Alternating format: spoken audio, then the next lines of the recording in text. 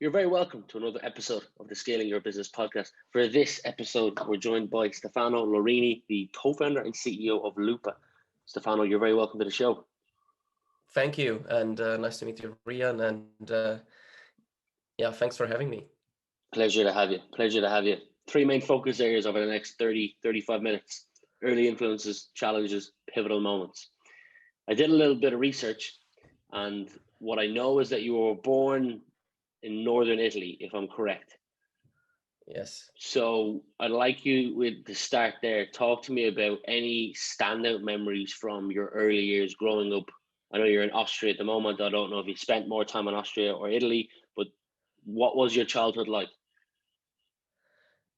It was great, actually. Northern Italy is a great place to be born and to grow up. I lived there Mm-hmm. until I was about 19, and Nice.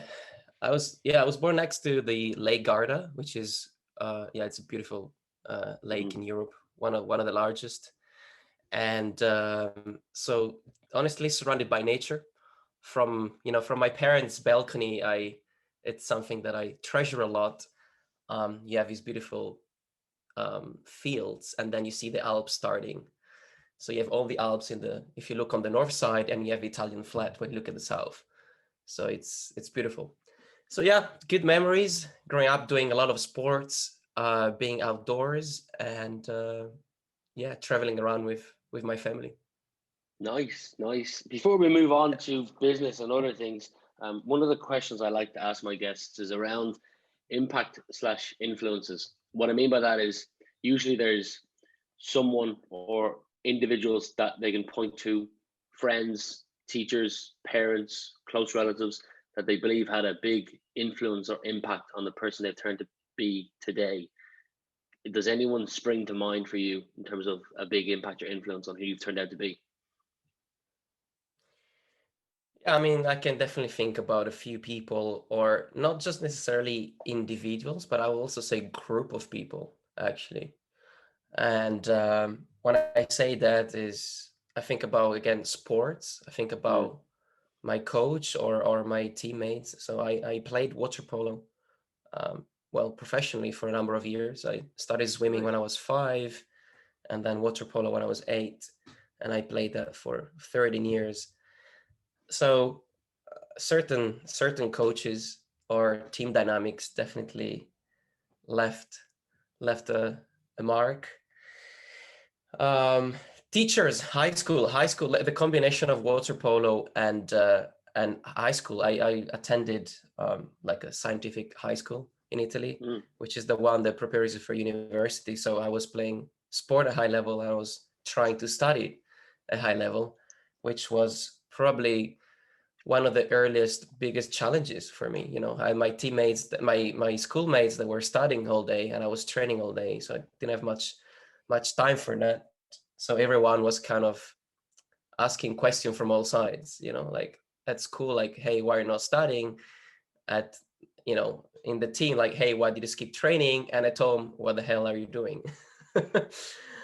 But I definitely remember that the group of teachers really, despite they were always tough, they really understood, and they were trying to support me mm. in going through it all.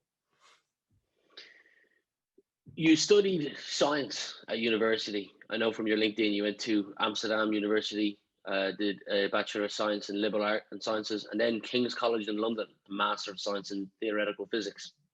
Where did the interest in science come from?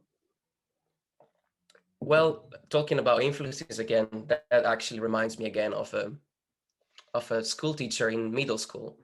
And I actually remember some of those ones extremely well. I think I was about 11 or 12, and sitting in the classroom in the afternoon, probably like springtime.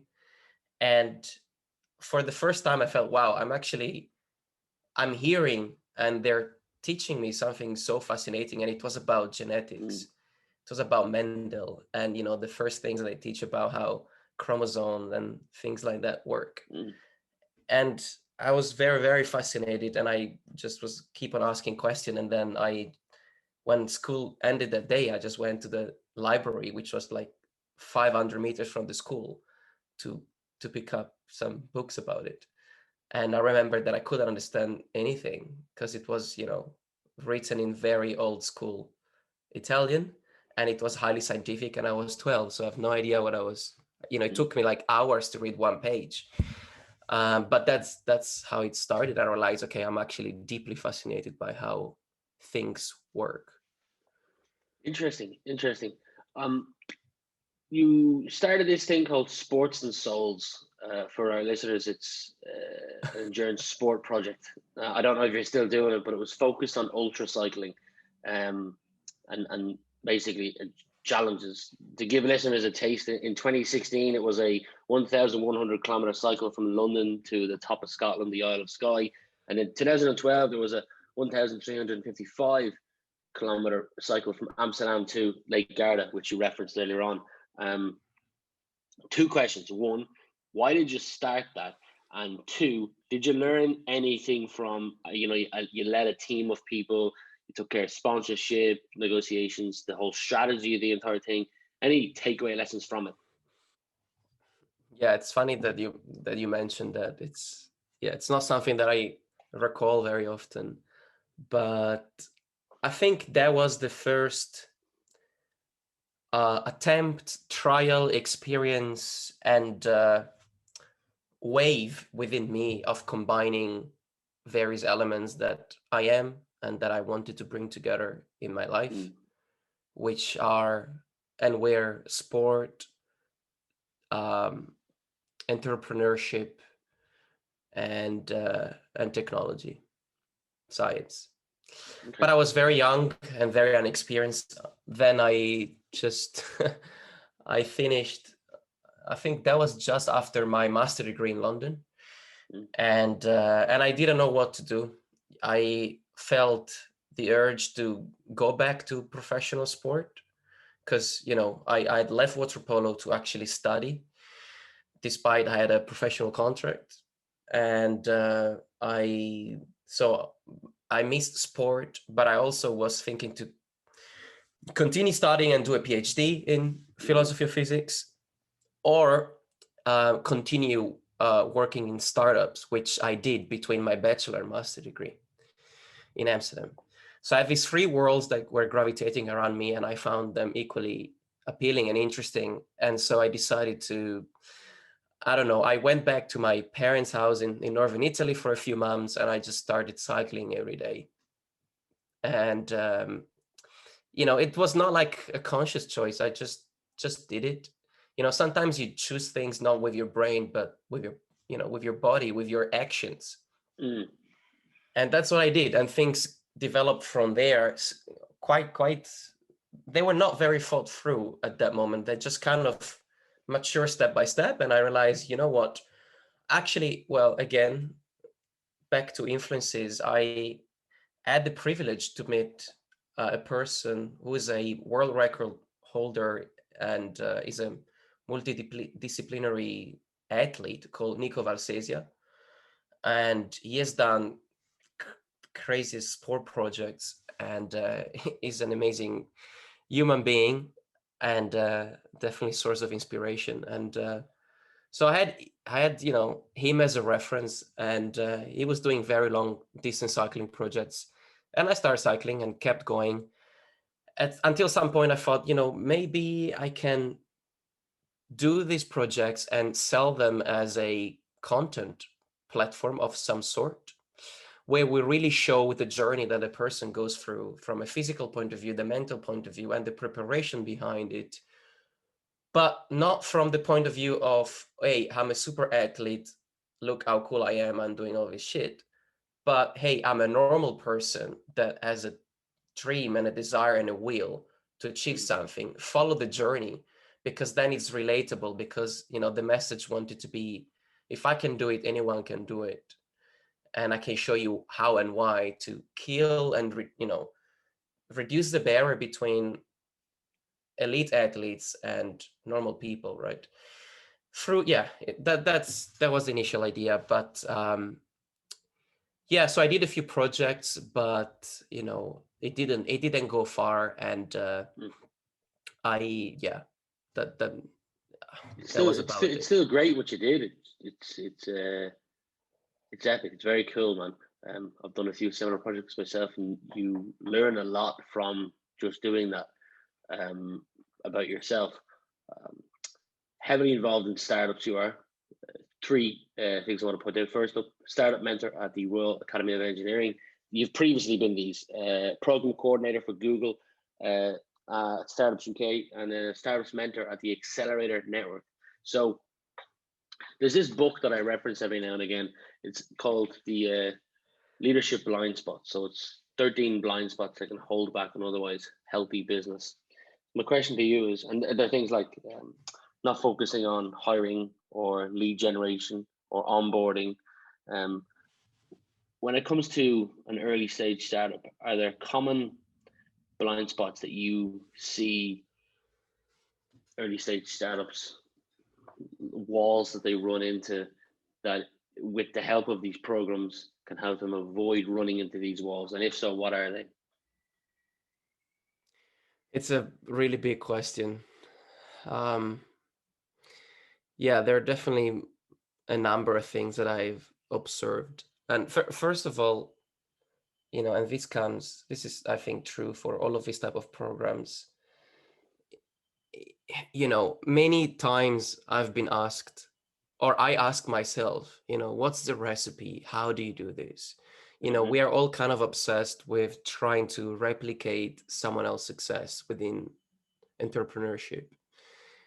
And that's also why a lot of these programs exist, right? You try to extract a model of success, but you're trying to extract the model of success from something that is intrinsically, you're paving a new way every time. Every product is unique. Every circumstances in time are unique. Every team is unique. Every person is unique. It's very, very hard to do. So I'm not saying that it's not possible. I'm just saying that it's very, very hard. And so all of these things should always be taken with a grain of salt. Mm-hmm. But I've definitely noticed some trends in working with other entrepreneurs and then being one myself. First of all, I think that something that I self-reflected on is this: when I started Lupa and I decided to leave a very comfortable job at Google, where essentially I was helping others building their company, having zero risk on myself. It felt like the Monopoly jail-free card. I really believed that I was in a very privileged position where, together with a few other people, I was the best prepared to embark myself in that journey because I felt I was already kind of doing it. And despite that, the real journey has been, I'm not, in my experience, I'm not underestimating that, but 100x more challenging, more complicated, more nerve-wracking, and more rewarding than I could have ever anticipated, which means I was 100x more naive than I even thought. So this is something that I experienced myself, and I observed in other people. I think you need to be somewhat naive when you want to start a business in tech, even more so if you want venture funding. Then I want to think about this a little more because it's a really interesting question. So can you tell me again how you phrased it, like blind spots? Yeah. So this, I mean, what I said now, I mean, I think it is a kind of a blind spot on yourself, because I think, yeah, you need to be slightly naive to do it. Otherwise, well, I'm not saying no chances, but you may think 100 times before doing it or doing it again. Well, something else is, it definitely is true in early stage. I mean, different skill set, different focuses are needed at different stages of a company in tech. So the weighting of what's important or what's more important or less important changes as the company matures. But again, something that I've experienced before starting Lupa, but that I definitely sedimented within me is the importance of the team, the core initial team, the relationship between team members, the complementarity and the level of trust, the attitude, the mindset. That is truly one of the most important things ever. Of course, starting from the founders, but the ability to, well, as a consequence, to hire people that they are not necessarily hiring for their skill set, but you're hiring them for their mentality, for their approach, for their desire to learn, for their way of taking feedback and criticism, and their desire to always wanted to improve themselves. You need people that are mature and round and balanced and hardworking and passionate, and it's really hard.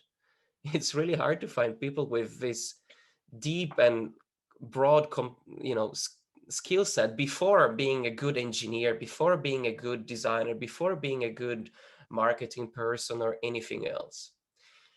And I mean, that is the strategy that we took at Lupa, and and I think it's paid off very well so far, because everything else you can teach. Those things you can't teach. Those things are something very personal. Of course, you can inform a culture, and the larger the team becomes, the more everyone, is, it's what determine culture, right? So if you hire well at the beginning in terms of culture, in terms of attitude, in terms of respect and values, you have much higher chances that that gets, you know, uh, um, what's the English word? That it gets passed on as the team expands. It's not the easiest thing to get right though, hiring, and it can be a very costly mistake if you don't get it right. It's uh, it's something that's come up quite a lot recently on podcasts. Um, Something else that's come up is around the word freedom, and this is what I mean by it. I've asked people, do they think being the founder, because I'm a founder of a company myself, gives you true freedom or the illusion of freedom? And what I mean by that is, as a founder, I've found that I've surrounded myself with other people who own businesses, and I've noticed a couple of differences. And one between my friends who don't own businesses and do own businesses. The friends who own businesses are always on, always. Whether we're gone out for a run and they're thinking about a deal while they're running, and it just comes to them. Sometimes it doesn't come to them, but then they're switched on, or they're not working 9 to 5. They could wake up in the middle of the night panicking or sweating because of the business, and there's potential cash flow issues. So, and then when you go on holidays, a lot of the really ambitious founders, they're not taking the full 2 weeks off on holidays. They're working while they're on holidays. So my question is, do you think being the owner or founder of a business gives you true freedom or the illusion of freedom? I have no doubts in what my answer is, and I'll try to explain why. Um, the answer is, it is true freedom. Okay. But with probably 10 asterisks as a footnote. And these are,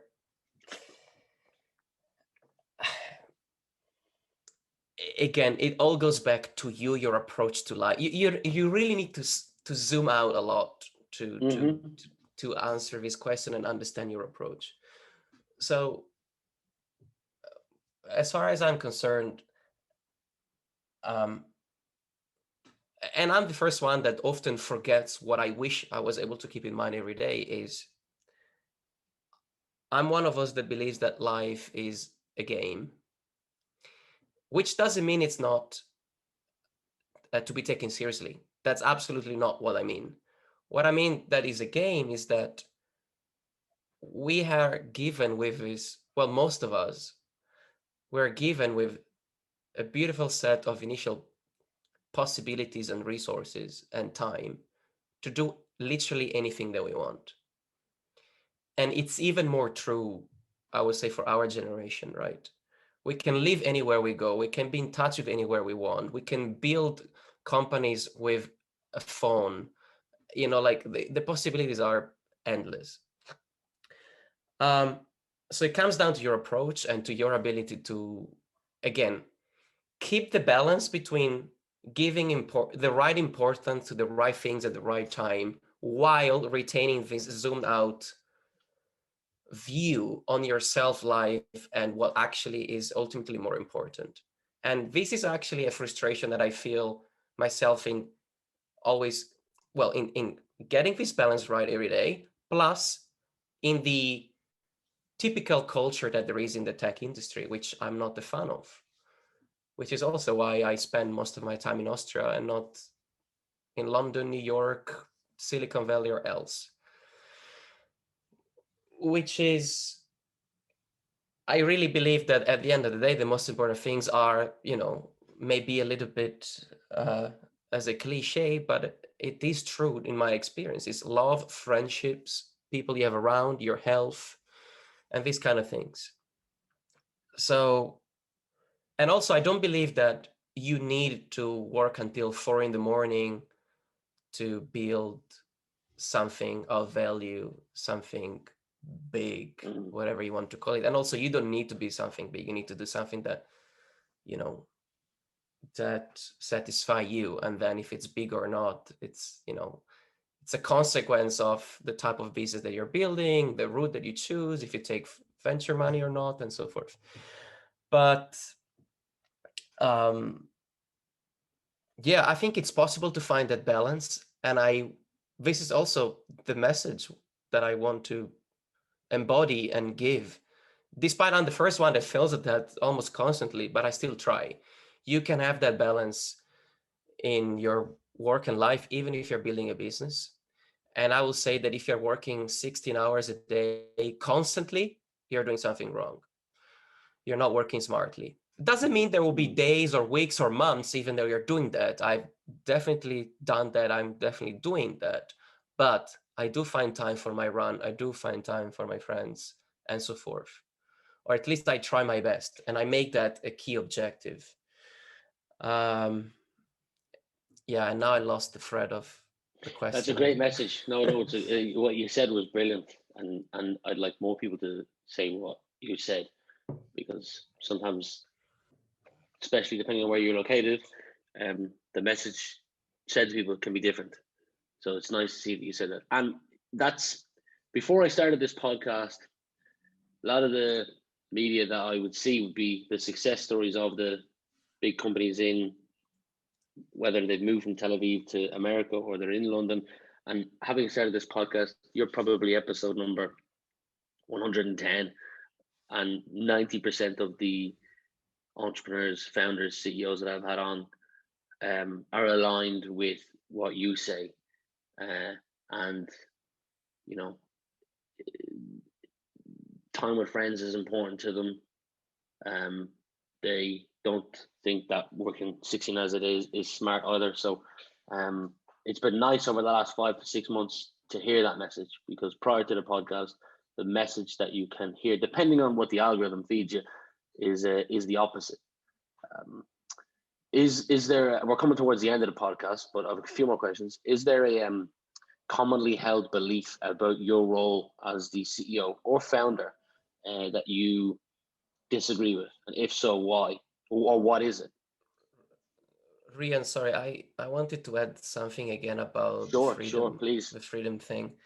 And I know they are like dispersed thoughts, so it will be a little bit harder for you to edit. But something that I wanted to add about that question is that what I'm trying to say is that whether being a founder is the ultimate freedom or gives the illusion of freedom is basically up to you. That's what I was trying to say.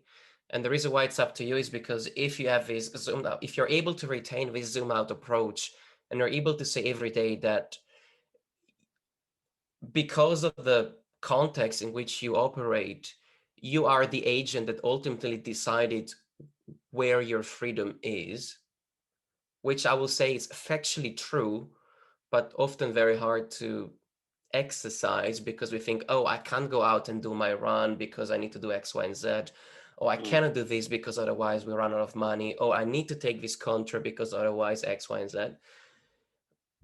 But that is still a choice that we have as individuals. And again, and it really helps me a lot to think that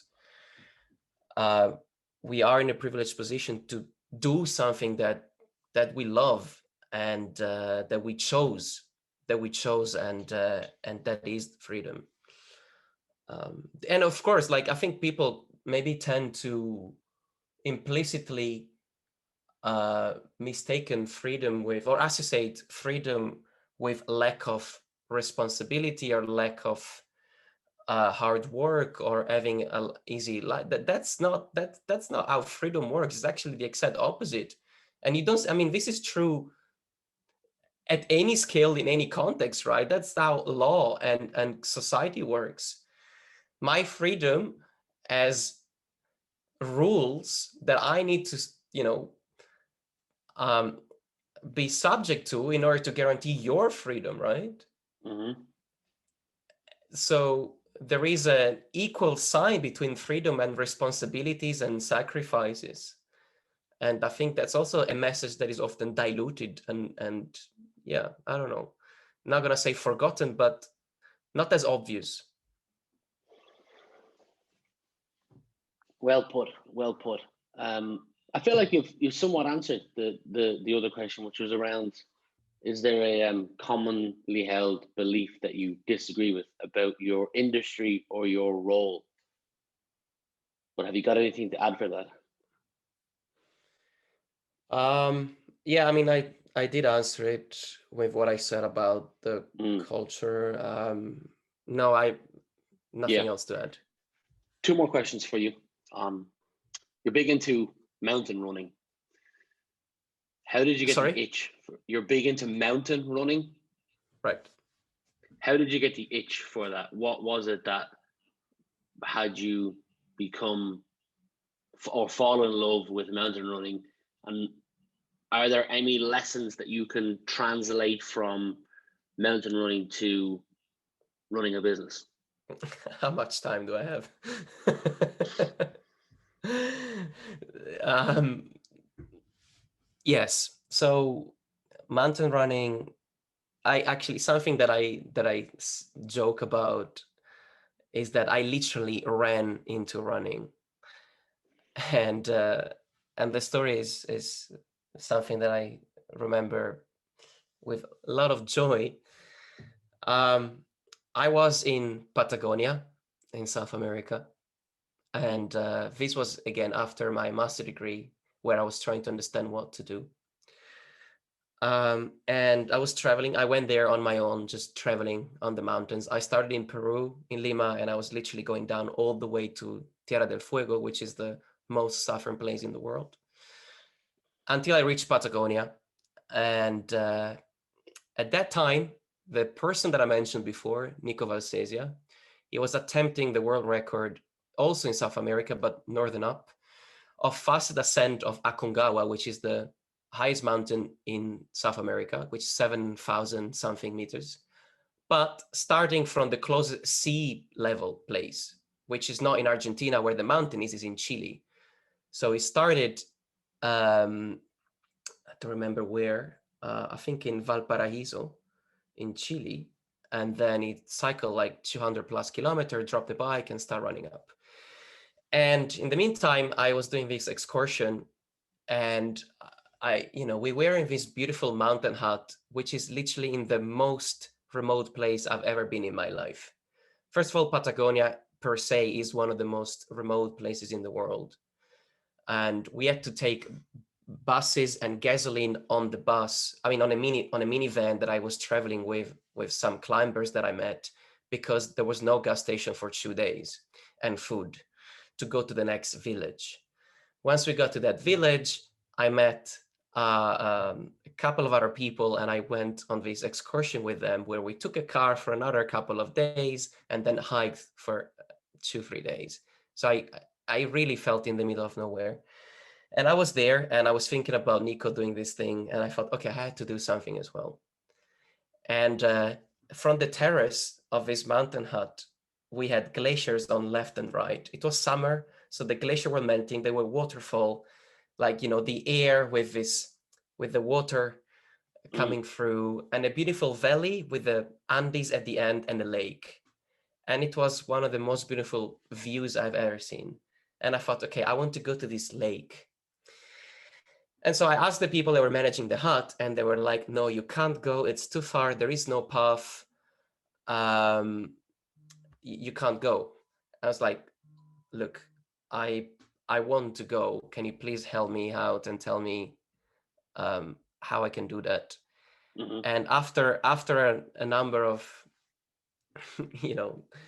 after negotiating with them, they told me, okay, you can go, but you need to be back before 10 p.m.